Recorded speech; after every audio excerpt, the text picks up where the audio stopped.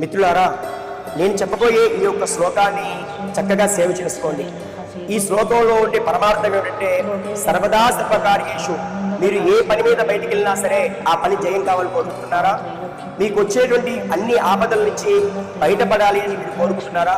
సాక్షాత్తు భగవంతుని యొక్క అనుగ్రహం సదా ఎల్లవేళ మీద ఉండాలని కోరుకుంటున్నారా? అయితే ఖచ్చితంగా ఈ వీడియో మీరు సేవ చేసుకోవాల్సిందే, 10 మందికి పంపించాల్సిందే. అందరూ చక్కగా నేర్చుకోండి. శ్లోకం పైన పెడతారు. ఓం సర్వదా సర్వకార్యేషు నాస్తి దేశాః మంగళం, ఏషాం ప్రతిష్టో భగవాన్ మంగళాయతనం హరిః, లాభస్తేషాం జయస్తేషాం కుతస్తేషాం పరాభవః, ఏషామిందీవరస్యామో హృదయస్థో జనార్దనః, ఆపదామపహర్తారం దాతారం సర్వసంపదా, లోకాభిరామం శ్రీరామం భూయో భూయో నమామ్యహం. సర్వమంగళ